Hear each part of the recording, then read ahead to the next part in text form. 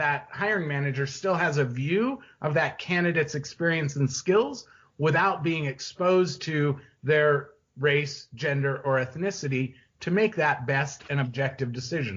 Don't conduct your analysis in isolation because data is so incredibly powerful. Not defending just the tribe, but defending the organization. Those creative people that you really want to keep empowered, keep excited, keep motivated, keep thinking. A good experience pays dividends down the line. Stereotypes tend to break down in proximity. Welcome to We're Only Human, a podcast about human resources, business, technology, and the workplace. My name is Ben Eubanks, your host, and I'm so glad you're here.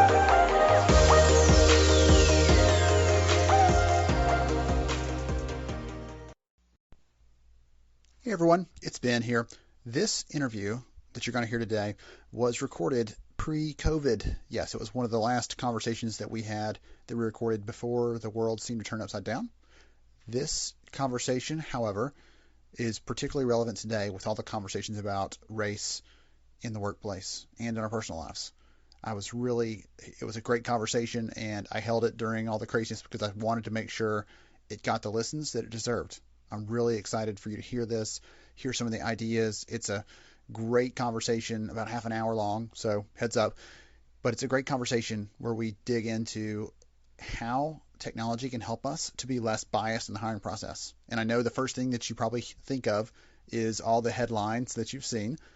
AI is going to cause us to be more biased in hiring. You know, there's no chance we're all stuck in this, and it's who we are. Yes. Unconscious bias is a part of who we are as humans. I'm actually working on a presentation right now I'm doing in a few weeks that looks at a couple of dozen different biases that we have that affect how we make decisions. And in total, there are nearly 200 of them that can affect any decision. And again, this isn't all about just hiring and just promotion and just reviews and performance and talent management. They affect how we make decisions every day, what we wear, who we talk to, how we talk to them, how we respond. But I think it's important to remember that there are those things, and that's a part of just the human nature of who we are.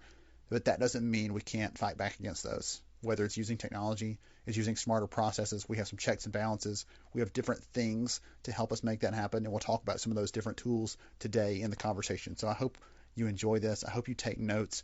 And if you're looking for more ideas on how to be more inclusive in your hiring, we'd love to share with you some of the data we have, some of the conversations we have, both on the vendor side and also with employers that are fighting the good fight, trying to make headway here. We're actually going to be participating with one of our clients in an upcoming anti-racism forum for business leaders, including HR, but also for business leaders. This is one of those bring your manager kind of things, bring your hiring manager kind of things to involve them in the conversation. It's going to be completely free, because we're trying to spread the message, bring some great panelists and experts to talk about this, and we'll talk about more about that in the coming weeks. But I'll get out of the way now, on with the show. Hey everybody, this is Ben Eubanks. Welcome to We're Only Human. Really glad to have you here today. Oh, goodness, we've had so many good conversations already this year, and we're just barely one quarter into it seems like, and so we're gonna have another good one today. I'm really excited, and we don't always do this, but today I have the opportunity, the pleasure, the joy of having two separate guests join, because they both share different perspectives on this important topic we're going to dig into. So today we're going to talk about diversity hiring. We're going to talk about trying to find the right people. We're going to try to talk about how employers are doing that and attacking that problem. And here to talk to us, we have the leadership team at Talvista. They'll tell us more about what they do there, but that's one of the focus areas of the company, is really helping employers to get better at the diversity hiring practices and to give them some structure, some frameworks to do that. So I'm excited to have Scot and Elaine here with us. Welcome, guys. Thanks for having me. Us. We're excited to be here, definitely. He excluded you immediately, Elaine. Goodness gracious, it's already turning south, and I thought Scot was going to be nice to you today. Okay. Yeah. So Elaine, ladies first, I want to start with you. Tell everybody a little about who you are and what you do. All right. Well, my name is Elaine Orler, and I have been in the talent acquisition industry space now for 27 plus years. And I started when I was 2, so you can do the math. But my focus has predominantly been around getting talent acquisition right and adjusting that equation based on what the market indicators are, as well as what the businesses need to do. So have focused most of my career on the consulting side of the equation with people, process, and technology, and then jumped into diversity and inclusion in the recruiting space with Scott almost 2 years ago.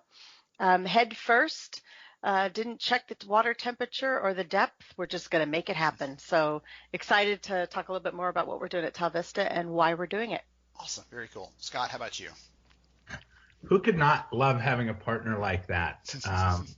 My name is Scot Sessions. Elaine and I got together a little over 2 years ago to create Talvista, to help people of all walks of life have the opportunity to have their next great adventure and opportunity. A little bit about my background. I've been in the HR and TA space now for a little over 10 years, and I've told people that this will be the last industry that I work in. I have an eclectic background, having worked in genealogy and family history, in digital forensics, working with law enforcement.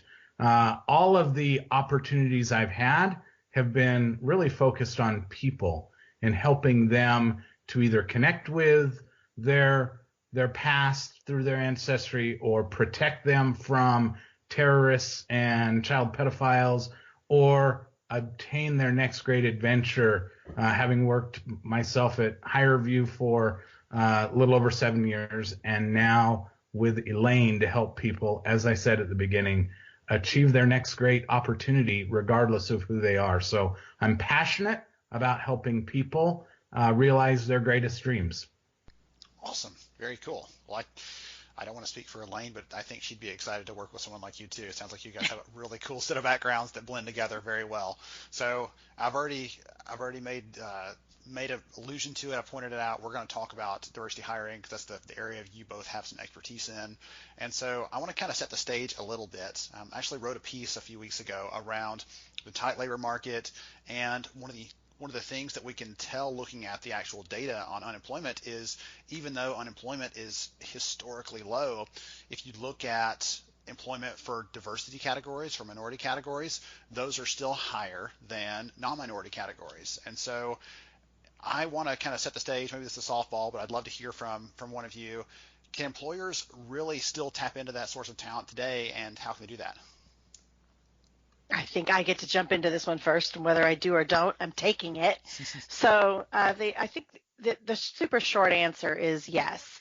And employers today are more conscious of the opportunity to have an inclusive workforce, but more conscious of the value proposition as we see more and more statistical data come out about higher performing organizations because of that inclusion, because of that ability to see the differences and work together versus the similarities and the same outcome. So as we think about it in talent acquisition and the opportunity that exists, I think it's always been an important measure. What I'm sure we'll dive into in the conversation at some point in time, and is always the challenge of the difference between inclusion and EEO reporting. And I think there's so often that organizations get stuck on reporting the data for compliance when we really could be talking about where inclusion is adding business value. I love that point. Well, that reminds me, I had the chance to talk to some leaders in TA a few months ago, and one of the questions that we kicked around as a group, because I honestly don't know the answer, but I wanted to hear from them, was we hear all the time about we have to hire for fit, but if we're just hiring for this cookie cutter person, we're going to miss that opportunity to have this environment that includes those other perspectives and the other value points people can bring. So as you said, we're going to probably dig into those pieces of it through the conversation today, but that was one of the things that I thought of as you were talking is yes, I get the need to hire for someone that believes in general the kind of cultural things that your company believes in, otherwise it might be chaos, but that doesn't mean you have to take one of those employees and rubber stamp them and copy them and hope that that's going to get you to where you're going to go. So yeah, I'm going to add to that too, because there is such a misconception even in different organizations and how they talk about hiring for fit is a perfect example. Fit as in what? I need another person that looks and acts and behaves just like this person. Well, I would challenge that. Yes. But I need somebody who can perform the capabilities of the job, and we're not going to diminish those capabilities just to pretend that we're diverse, but we're going to make sure that everybody who can do those capabilities is equally considered. That to me is fit. And how we do that is work, but it's bringing everybody up to that same level opportunity, up to bat, because I'm a baseball fan by at heart. So I will probably use that analogy through this whole conversation. But bringing everybody up to bat equally is what it's really about. Okay, so if that was the softball question, this is gonna be a harder one. Okay, I'm gonna pitch one across that I'm in the baseball analogies already. I can't get out of it now. Thanks, Elaine. I'm gonna pitch one across that I think is a harder one to answer. It might, and we'll see. So that conversation, I was actually referencing that one again, talking to TA leaders. One of the things that someone said in the room is, on a macro level, like, everyone believes and agrees that diversity and equity is a good thing. Like at a leadership level, there's not a CEO that would not agree with that statement. But when it comes down to the individual hire, that specific position, that person, like you were saying a minute ago, Elaine, like, we've got to decide, do we get someone just like what we have, or do we get someone that's more diverse or not? When it comes down to the actual hire, there's sometimes some pressure or less pressure to actually make that decision in an unbiased way, or to make that decision for the diversity hire. And I want to know, like, why? Where's the breakdown? Well, let me jump in on that one, Ben. So we agree. Buy-in happens and should happen at the top. And as it comes down, sometimes those pressures around time to hire start to really apply force, and they're like, my manager said they need this person next week. I don't have time to go through these diversity processes that everybody's supporting, and so I've just got to choose somebody and go. We would say that is the time that you really need to focus on good diversity hiring practices, because when we fall back on short time, we really have our biases that make an impact, both as a recruiter and as a hiring manager.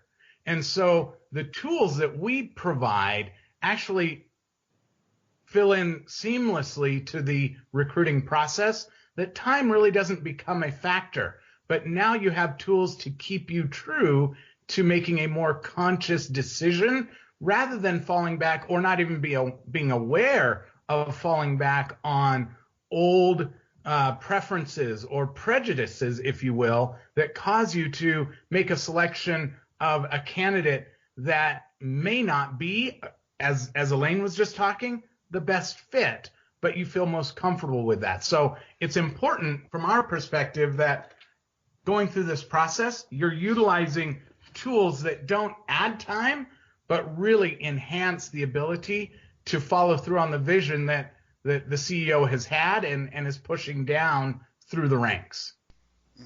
I love that. You use the word comfortable there, and I think that's a part of it, right? The bias in hiring, there's some of them are very obvious, and it is our job as talent leaders to attack those and to fight against those at every opportunity. And when managers will say, yeah, I'm not sure about picking her or about picking him because it doesn't seem like the right fit, or I don't feel comfortable about that. Well, that's not a good enough reason. I'm sorry. I can't write that one down on the form that I'm turning in on, my recommendations to support whoever you're going to hire. I can't support that. I've got to have something more concrete. Like, we're going to have to get really, really serious about this. And sometimes it came down to an actual specific skill. Okay, that's a gap. I understand. And sometimes it never materializes to an actual reason why they couldn't hire that person. And we had to really have some tough conversations. And that's not fun. That's not pleasant. But at the end of the day, it creates the right kind of environment. When we talk about psychological safety at work and everything else, like, that creates that kind of environment when everyone feels like, you know what, we trust each other enough to have those tough conversations and that lead to the right outcomes, hopefully. Well, and I'm glad you said that we trust each other. We need to be confident in the macro decision to implement it at the micro level. And when we have those trainings and tools available, our confidence goes up significantly at that micro level that we're still making really good objective decisions, and we're putting our subjectivity, our comfort, our familiarity, our biases aside to make the most objective and best decision for the company. We'll be right back to We're Only Human in just a moment. If you're enjoying today's conversation, I highly encourage you to check out the HR Summer School replay on demand over at humanresourcesacademy.org. That replay has insights into how we can, as business leaders, apply these inclusive approaches, not just to hiring, which is critical, but also to other areas of talent management, to benefits, to financial wellness, to education, learning, talent, how we support people inside our business. There are no two people that are exactly alike, and taking a broader approach, taking a strategic approach to that can lead to better outcomes, better results. We had some world-class leaders and teachers talking about their areas of expertise and their specialties. I highly encourage you to check it out over at humanresourcesacademy.org. Now, back to the show. All right, let's move in another direction a little bit, because we talked around the topic, we talked about some of the theory. I'd love to hear some tangible kinds of things that you're seeing. You guys work with a lot of customers that make this a priority. Any company that's saying we want to make sure we're doing this right, they're working with you probably in some regard. And so, what's working for some of the customers you're working with? What kind of results are they seeing? I'd be really curious to understand some more of those things so that people listening can get some advice there. Sure. And I'm going to take this one to start. I'm sure Scott's going to correct everything that I say at this point going forward, just to be inclusive in the conversation.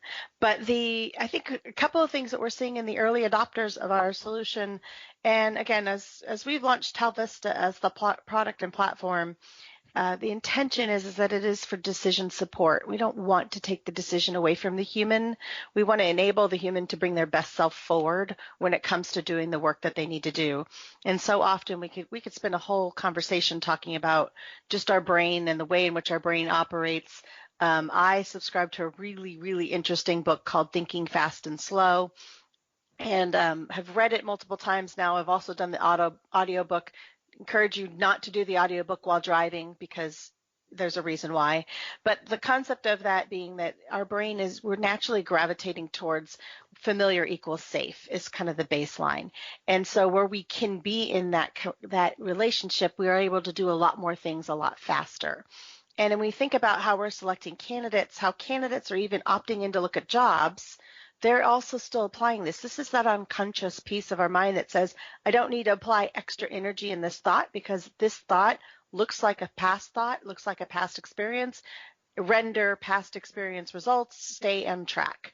It's almost like stay within the lines, do not change lanes. And so our solution from that decision support perspective actually allows you to retrain the way in which you think about things to adjust for familiar equals safe in a different way. So job description optimization is one of the first components, and that allows for the organization to look at the description through the lens of what terms are problematic or what terms are inclusive based on different demographics. It's not just designed for one category of masculine versus feminine, but disability, ethnicity, etc. And so what we're doing is profiling the words that have by research been declared problematic terms in research, that they create in the mindset familiar, not familiar, unsafe, or not comfortable. And so just by looking at which words can be replaced, how those words might be replaced with words that have already been researched and studied to be inclusive or neutral, you can bring that description up to a point where our customers on average see about a 30% increase in diverse candidates that immediately express interest. So I'm not saying that everybody is fully qualified. We are not doing the minimum quals.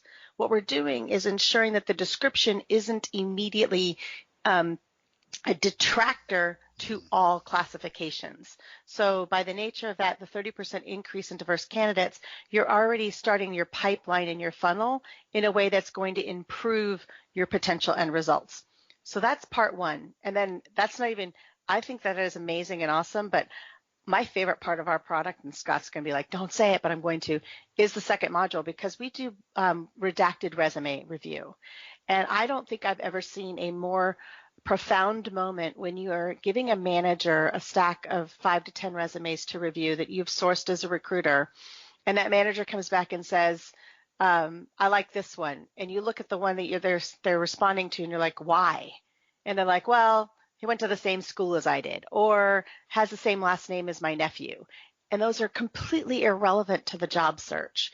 So by redacted resume review, the manager is being put into guardrails, decision support, that says you're going to look at each of these resumes with the information that is typically familiar to you hidden.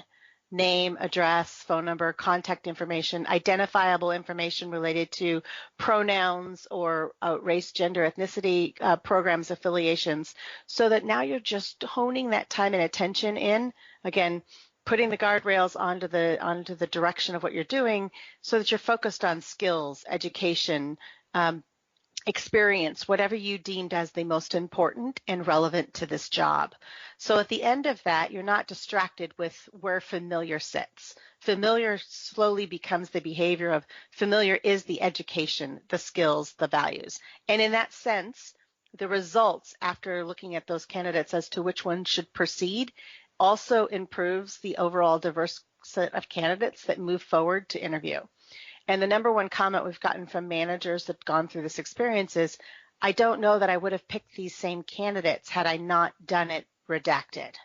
And I'm so impressed with the fact that this is teaching me where my brain is making bad decisions and how to make better ones. Scott, you want to give her the thumbs up? Anything to add there? Well, my addition would be just 2 short anecdotes, which are, we have clients that come in hopeful that it's going to achieve what they want to achieve with a healthy dose of skepticism. And I was talking with our VP of Diversity and Inclusion, who we provide as a resource to our clients, and who shared back saying this one particular client was so pleased that they are already in a short period of time seeing an increase in diverse candidates applying because of their optimized job description. So it's okay to be skeptical when you mix that with the hope and the strategy of I'm going to do something and to begin seeing immediate results. They couldn't be happier. That's anecdote number 1. Number 2, this our same VP of Diversity and Inclusion was doing some training and demonstrating to another client that when a candidate doesn't have a resume or CV, that you can extract the LinkedIn profile in PDF and drop that right into our resume redactor as well. And as Elaine said, that personal identifying information is redacted. So now that hiring manager still has a view of that candidate's experience and skills without being exposed to their race, gender, or ethnicity to make that best and objective decision. So they were thrilled with that, because they do a lot of passive sourcing that candidates may not have a resume. They don't even know they're being looked at. But by pulling in that LinkedIn profile, that enables that recruiter to share a passive source candidate with a hiring manager that otherwise they wouldn't have seen. So those are a couple of exciting wins for us that we're helping and servicing our clients with. I love the example of the redacted resumes, because that's one of those things that's hard to think about how you would do that other than having some sort of tool to make it happen. And I talked to a company actually last year that did this for a couple of their hiring managers who were just completely stuck on that comfort zone we keep talking about. If they don't have this degree, they don't count. If they don't have this school on their resume or this competitor, on their resume, I don't want to see them, even though there were perfectly qualified candidates that didn't have those things. And so that company actually took those hiring managers, put them in the back of the room, brought in a handful of candidates and asked them a few questions just to generally get a baseline of their capabilities, their experiences, things like that. And at the end of the session said, okay, hiring manager, which one do you want? They said, okay, number 1, number 3, and number 4. I like them best. And then they gave them the resume. Like, oh, by the way, none of these were from that school that you require, or none of these have that competitor's experience, right? The same kind of thing there. That's not scalable. That was one way to kind of break that logjam for them. But this redacted resume thing is just like that. It gets them past those things that they think are a requirement and forces them to really think about the actual job duties, what they have to do, what they're going to rely on that person to do, because in their daily work, I'm sure that Scott and Elaine, you don't run across people that say, wait a minute, you didn't go to this school. I don't think that you have anything to say. There's nothing important, that you can share. But in the job search process, for some reason, that comfort piece, probably managers get stuck on those things. So I'm always a fan of finding ways to get around those roadblocks and really help to get to better and more inclusive decisions. And I'll just say I love that example, and I would just add the component, because sometimes we get into this concept of the hiring manager and their behavior, and hiring managers don't inherently want to do what's wrong. But going back to the way our brain works and imagining everything that they have to do in the day, and the bad behaviors of past become if I break any one thing in this whole concept of inclusive-based recruiting, it will be that hiring manager telling the recruiter, just send me all the resumes and I'll know it when I see it, because you won't. You clearly won't know it when you see it, because your brain wants familiar, and you need to focus on what is relevant. And so this is just that opportunity to truly know it when you see it, by knowing it by relevancy to the job and what the requirements are, not by what is familiar. So I get really jazzed when the managers are always the ones saying, wow, I had no idea that this is what the outcome is, and I'm willing to go forward with it. And a few have come back to say that I don't want to look at resumes any other way, because I want to ensure that I'm doing the right thing as I go forward. And Scott and I use the phrase constantly, but we're driving towards conscious inclusion. I don't want to talk about unconscious bias. Everybody has it. But if we focus on how we create conscious inclusion in the workforce and the way in which we do work, people lean into that as an opportunity. Yes. I'm glad you said that piece, Elaine, too, about they're not trying to do the wrong thing, because there are some that you and I have all worked with them. There are some that might have that kind of inclination, but for the most part, those are the exception, not the rule. For the most part, managers want to make a good decision, and they're trying to do the very best they can amidst 100 other things on their plate. And so helping them to nudge them, everything else, those pieces you keep referring to the psychology behind this, but that's a part of it, like nudging them to help them make the right choices, just like we want to be nudged to make the right eating choices in life, or whatever example you want to use. Mm-hmm. The little nudges can help us to think outside that normal track, that normal routine, and consider a different kind of approach. So I love that.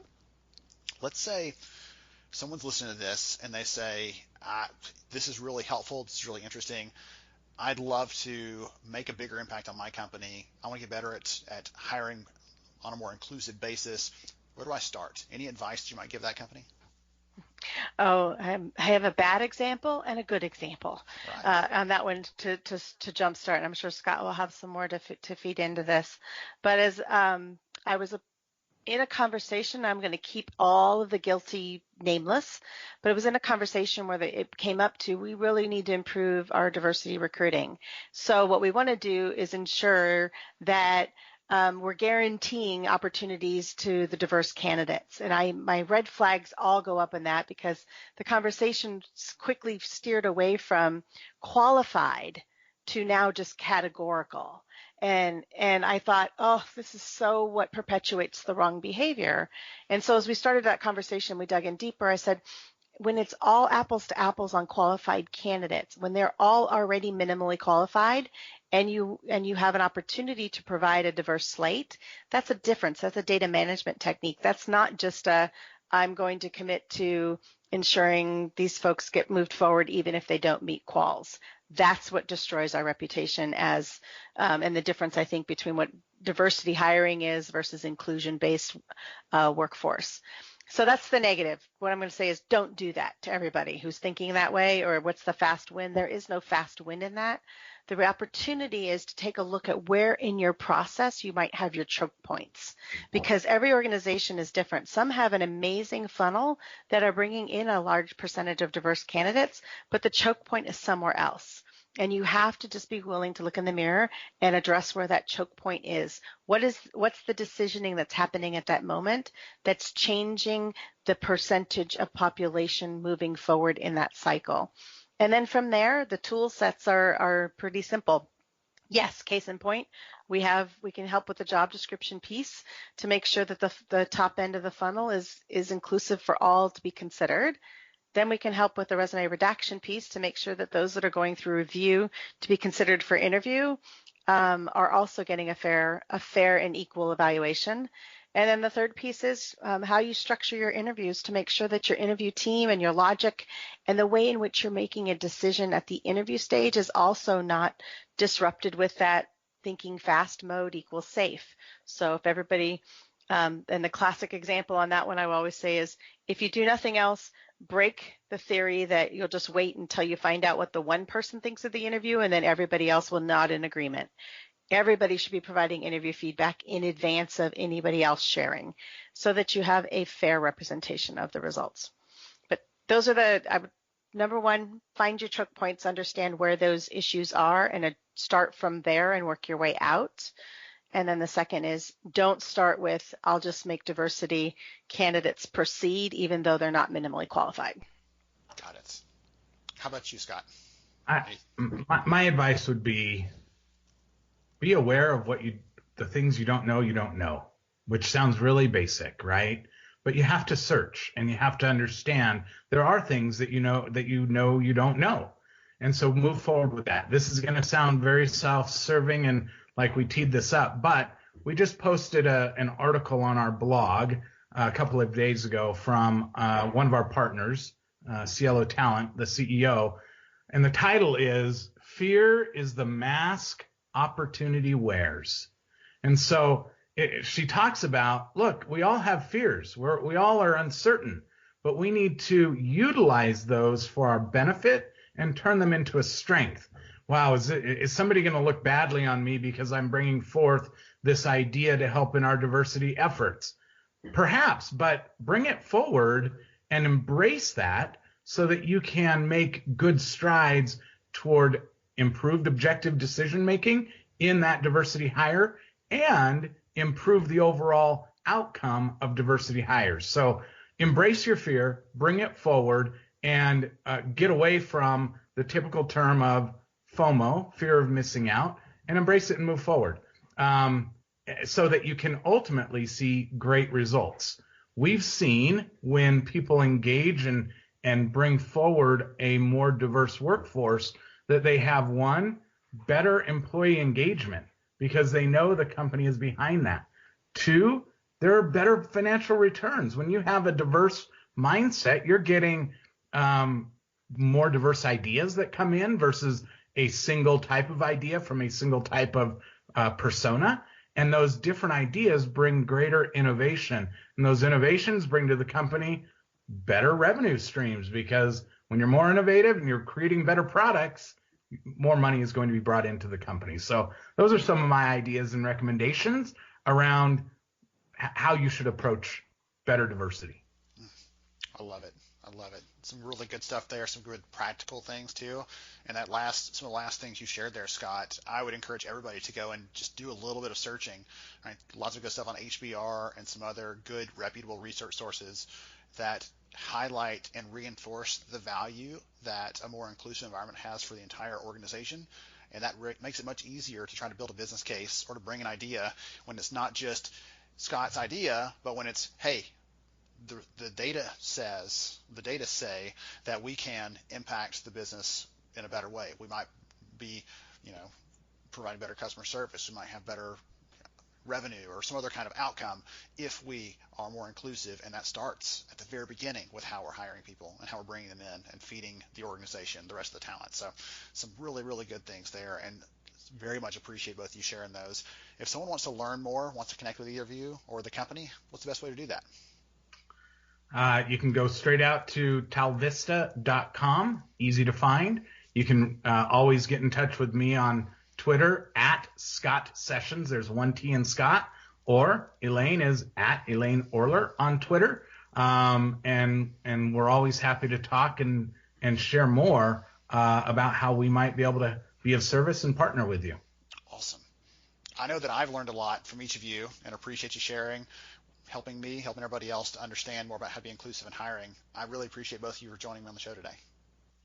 Thank you for having us. It's been a lot of fun. Looking forward to doing these again. Awesome. Thanks, Dan. Enjoyed it. Awesome. Hope to see both of you on the road this year at some point at an event or a conference. Fingers crossed. We'll hopefully make that happen.